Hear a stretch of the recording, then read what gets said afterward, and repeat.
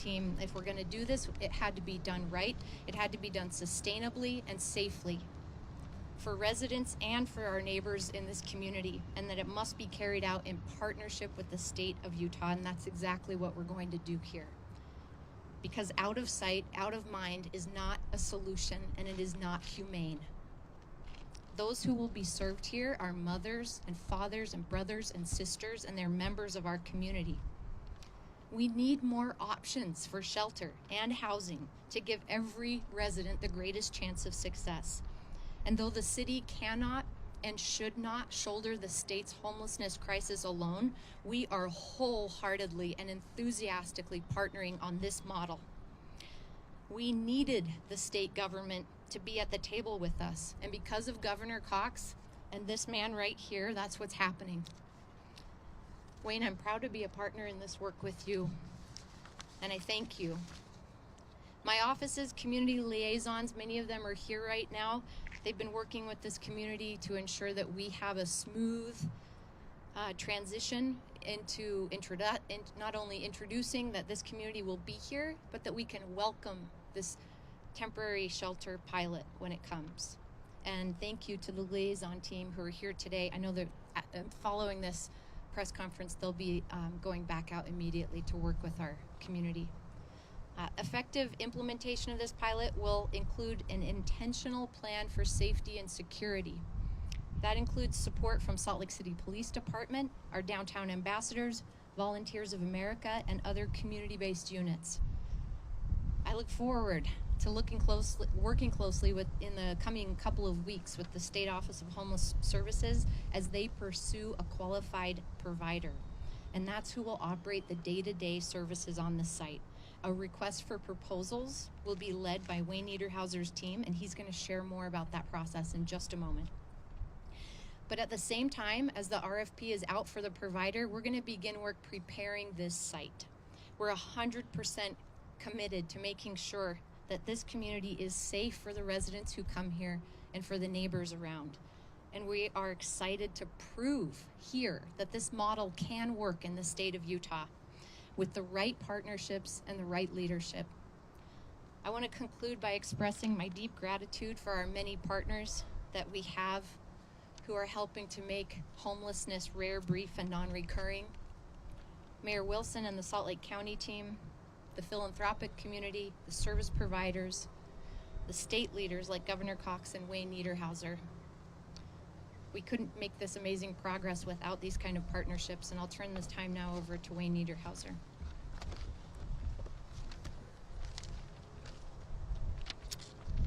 Thank you very much, Mayor. It is a pleasure to be here today. It's an exciting time. This is something we've envisioned for quite some time and have been planning on it probably for over a year. We've looked at different models across the country. This non-congregate shelter units. These would be individual units for singles and potentially couples. That's the long-term vision. So this winter, our first step now is the first step was to find some property. And so we're standing on that property today. It's an exciting time to find a place for us to implement this plan. And the next step that we'll be taking is to select a provider. So the state and the city have been working collaboratively on a RFP, request for proposal, and we'll release that request for proposal next week, first part of next week. Applicants will have about approximately 10 days to respond to that request for proposal, and we will then, with a team of qualified individuals who are experts, will evaluate those proposals and select a provider, an operator, probably in about mid-October. So we encourage qualified providers to apply next week. So we hope to have a lot of interest, and we'll select that provider in mid-October. The funding for this is Salt Lake City, as has been said, will be providing funding, and the state will be providing funding to get us through this winter and into the spring. The state will be acquiring the shelter units, and we've been working on that. So we'll have those units secured here in the next couple of weeks. We plan on having 50 places for 50 people. And each one of these units, it's 4 walls, a door that you can lock. Your personal belongings will be safe. Your person will be safe. It will be heated and cooled. There'll be a heating and cooling unit for every one of these non-congregate units. There'll be lighting, outlets, electricity, and then the plan will be to have a more permanent site for these units. We'll move them next spring to a more permanent state to a more permanent site that the state will provide. And next steps for that is we will be identifying a piece of property, the Office of Homeless Services, this fall. Following that, we will then send out a request for a proposal for a more permanent site, a more permanent operator. Our anticipated opening will be in the spring, as probably we'll ramp down this. These units are mobile, so we'll be able to take them from here and move them to the more permanent site. And we'll also, as the Office of Homeless Services, work to create long-term funding for operations. Thank you.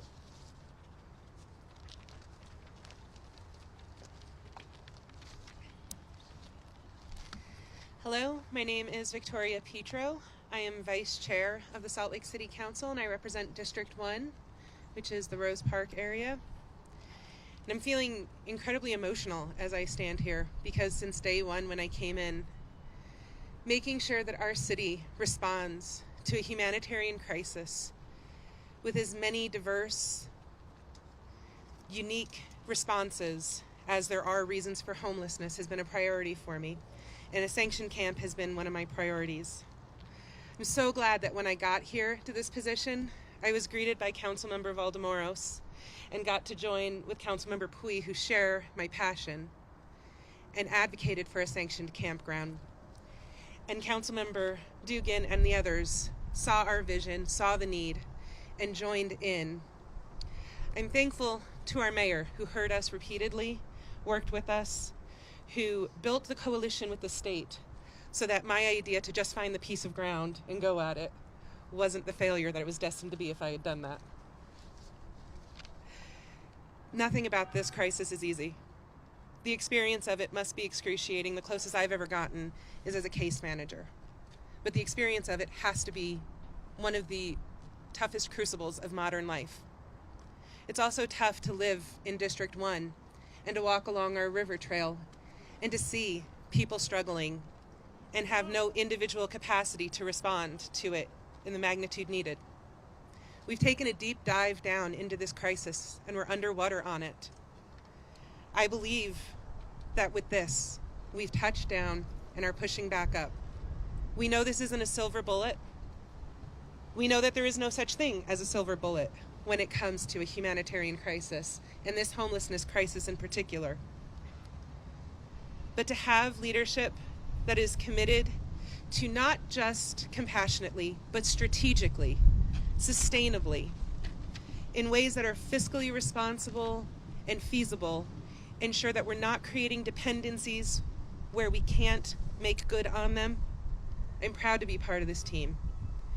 I know there are so many of you who call out, write to me, advocate on a nearly daily basis, and thank you for your passion to keep the important thing centered, which is the dignity of all Utahns and Salt Lakers. I'm excited for the opportunity to be part of a solution to a crisis that is unlike anything we've seen in our lifetime. I'm excited for dignified living conditions. I'm excited to an end to the cycle of chaos that people are forced to live in the current handling. I'm excited for a partnership that has never been seen between city and state to create a sustainable network of responsiveness so that we don't find ourselves here again in a short amount of time. When I do my consulting work that's not with the council, I always tell the people that I'm working with that you have to celebrate every success and hold yourself to the standard of excellence for what is yet to come. And so that's what this is. This is a moment to celebrate success, but please don't confuse celebrating success with resting on laurels. There is a continuation towards an outcome of excellence that centers the dignity of all Utahns and Salt Lakers, specifically attending to the dignity needed for people who are experiencing homelessness. And I'm proud to be a part of it, and thank you all for allowing us this moment.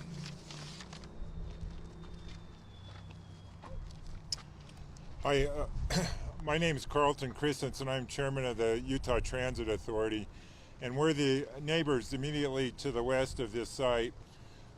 No issue facing our community is one entity alone's responsibility. It's one that we work together collaboratively on, and transportation certainly is part of that, and transit in particular is an important role that helps as we address some of these issues. In most recent years, the Utah Transit Authority's worked to lower our pass programs, making them much more affordable for our providers, as well as individuals who have the need. Our travel trainers work collectively with these groups to help individuals who, not too surprisingly, aren't sure how to use our system to get to important services, both medical and as well as employment. And we will continue to work collaboratively with each and every effort.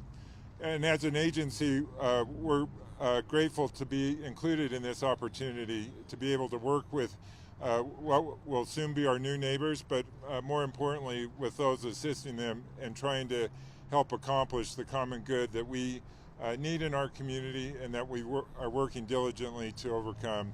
We appreciate the opportunity to be reflective of the community that we serve and are grateful for this solution coming this winter. Thank you very much. Thanks, Carlton. Thanks, Carlton and Councilmember and Wayne. Media, any questions from you?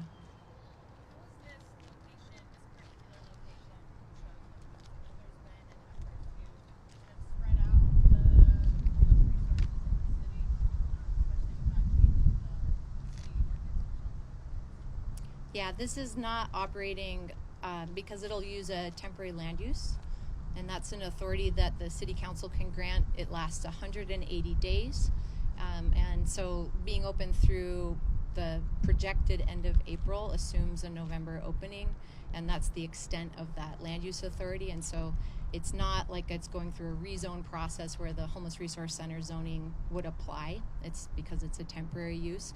We knew we wanted this open as soon as possible, and we saw that the state's efforts were not going to be able to open in time for this winter.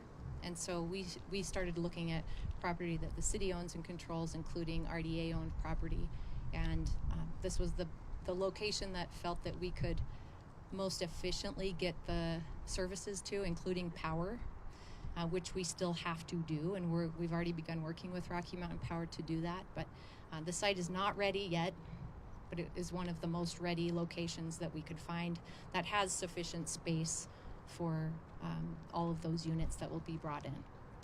Okay.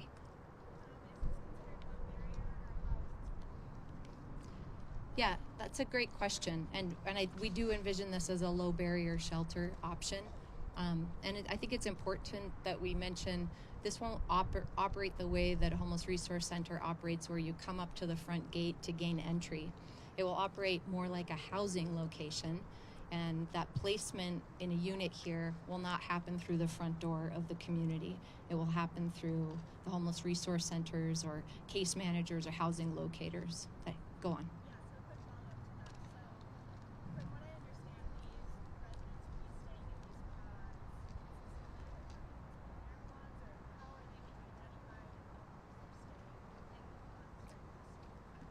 these are transitional housing units. And so no one is intended to stay indefinitely. We're trying to expedite their connection with permanent supportive housing. And when we bring an operator on board, they will help to design the specifics about how long people can be here. But it's not envisioned, and it is not our intention that there is a limit to the amount of time one can stay in these units, but that they are transitional. Is that good? Okay, community member and then media and yes. I have a question directed at you and the housing and the chief of police. My name is Donald Neil Vogt Jr. I am AK known as the first cowboy.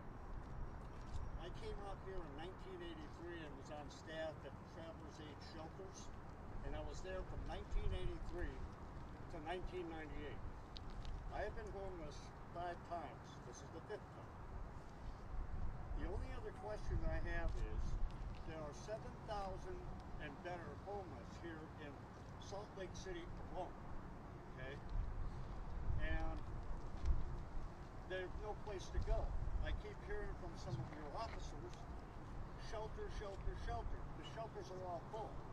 You have people who have their everything they own with them. And they're afraid of it being stolen, which happens time and time and time again. With the abatements, especially the one that occurred yesterday, a lot of people lost their stuff, mainly because they were either at work or they were away. Fortunately, I was not one of them. You know, I had heads up warning when it was going to happen. My question is, this property that you're going to do, you have better than 7,500 homeless people, okay? And better than 1/4 of those are handicapped, disabled, on Social Security, and can't find a place to live. Why are the rents so high, and every time there are entire families out here who are working 2 and 3 jobs, can't get an apartment, and they're living on the streets. Okay? That's pathetic.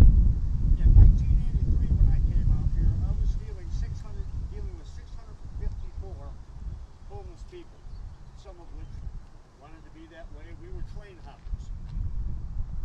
Okay? Now, you've got people who are homeless who have paid their rents on their homes and their apartments, and they're getting outbid. And they're saying, well, get out of here. We don't need you anymore.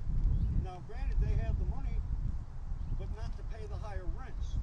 When are you and the state of Utah going to tell the Apartment Renters Association to start lowering the rents?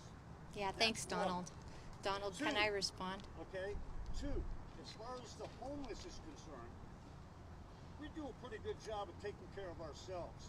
Unfortunately, don't get me wrong, you have a lot of police officers that do a fine job. They got my commemoration. But you've also got your ones out there who you might refer to as your bad apples, who enjoy pushing the homeless around. Myself, I was over by St. Vincent's where it's hard for me to walk. I have melanoma in both my legs, ankles, and feet. Alright? I've had 2 heart attacks and a stroke. And the closest resource I had was over at St. Vincent's. Every time you have an abatement, it drags us further and further away. Okay? I can only walk so far. I'm not the only one. I volunteer, I say I live in a tent. It doesn't go up until 8 o'clock at night, and it comes down before 8 o'clock in the morning. Donald, can I address this? As far as this site is concerned, And we're going to get back to the press questions. You're going to sit there and tell me you're going to give 50 people a place to live out of 7,500. Yeah. And who is the one Yeah. that's going to do the picking and choosing? Yes, That's my question. Donald, thank you. There's a lot of questions in there. We totally agree that there's not enough and that there's more than there was in 1983. And I think it's actually been since about 1983 when Travelers Aid and what became the Road Home was opened that you've had the state, the county, and even sister cities working together the way that we are finally to say There's not enough. We all need to step up, including the state legislature, who finally has, in a big way, $105 million way in just the last 18 months. And 50 beds here is not, as Councilmember Petro said, the solution for everybody, but it's the beginning of a new service model that we haven't ever seen in the state of Utah. And it's on top of 600 shelter beds that will be opening in November with the winter overflow plan. And West Valley City and other cities are stepping up. And that's more winter beds than we've had since the road home was closed in 2019. On top of that are 200 additional Code Blue beds. Thank you for doing that. On top of that are 200 additional Code Blue beds that the Department of Health with the state of Utah will determine when those open. Media, any questions from you? Yes. What exactly are you envisioning for each unit? Like a trailer kind of a pod? What is the goal for that? You know, we would hope that we'd be able to be really specific with you about that, but as the state pursues the purchase of those units, we have to make sure also that they're rated for snow load, being in the state of Utah, and recognizing that they're created all over the country and not always for certain climates like this. And so we're hoping to have the specifics and the model exactly for you in the coming days, but that's something the state's working through. And as Wayne said, 4 solid doors, a roof, a mini split that provides heating and cooling, separate doors of entry, keyed. There's a window, there will be a bed and space for storage, also electrical outlet for charging people's devices. And beyond that, we'll have to wait a little while before we can secure the contract on those. Yes? If this works out well, do you envision seeing more of these Yes. in the city, and how soon can that happen? Yes, absolutely. That is absolutely our intention. And let me mention with the tiny home community, separate project, similar approach, where we recognize that offering someone a bed among 50 other potential beds in one room is not an option for a lot of people, justifiably so. And so expanding the type of opportunities that we have with a lower barrier to get people into shelter as they should and connect with services, we want to see the tiny home community not only grow where it's at into the 400 full units that it has the capacity of, we want to see more temporary and then transitional shelter communities like this all around the state of Utah. They should be. People are losing housing in every city in the state of Utah. And they shouldn't have to leave their communities and come into Ogden, Salt Lake City, or St. George to get services. They should be able to stabilize in their communities. And I think when I defined our success of this operation and this pilot, it will also be to prove that it can work in other parts of this Couple minutes, guys. You two have anybody else who hasn't answered? Okay. Yeah, I have a question for Wayne. 10 days for the RFP process seems like a really tight turnaround. Do you have a service provider in mind? We don't. We respect the procurement process, and it is a short turnaround because we don't have a lot of time. So,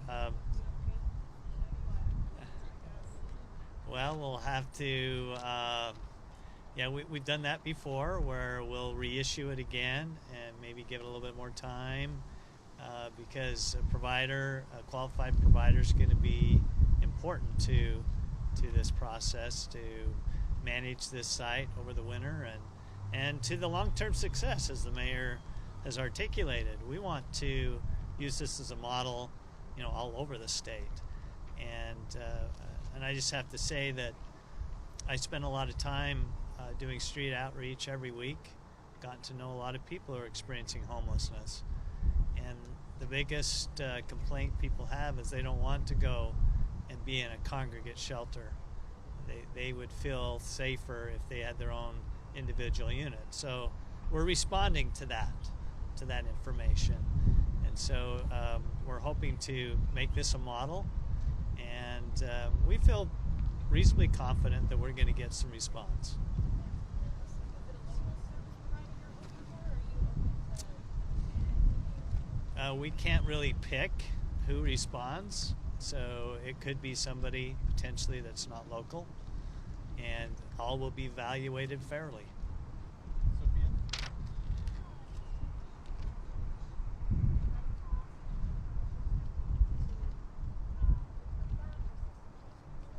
$10,000 to $15,000 per unit. For me,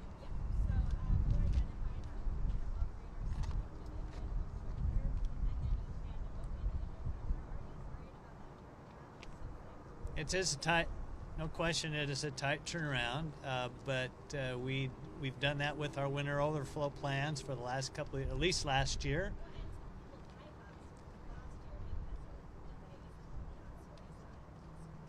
Well, it was not really our delays. It was that our winter plan last year of 350 beds, more than we'd ever planned before, was insufficient. So, that's why we're responding with more beds this winter. 600 is on the plan for the Salt Lake County winter response plan, and then this will be an additional 50 units. Last one, guys, monthly.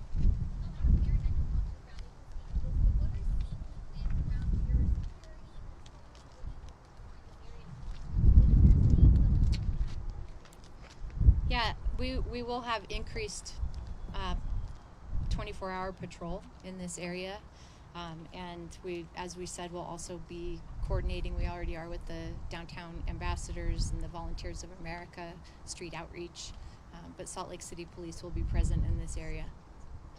Thank you all for coming out today. And one other part that I just have to mention, the SLC Corps, which is our volunteer coordinating. Check it out through the mayor's office if you want. It's a way to stay informed. If you want to volunteer as this comes together, there will be opportunities to help put the community together, put packets together for the individual units. So SLC Corps is a way to stay engaged with volunteer opportunities as we develop. Thank you for coming out today. Thank you, guys. Just one note there on the end. On the FAQ I handed out a bit ago, you'll see a website, slc.gov/temporary shelter. A lot more question and answers that we put up here just a bit ago if you guys have any additional questions. Our liaisons as well will be sticking around and continuing to canvass the neighborhood throughout the remainder of today, tomorrow, and into next week as well. Thanks. Carl, I have a question for you. Maybe this is something I'm not aware of. I'm Emily. Thank you, sir. Appreciate you being here. Oh, anytime.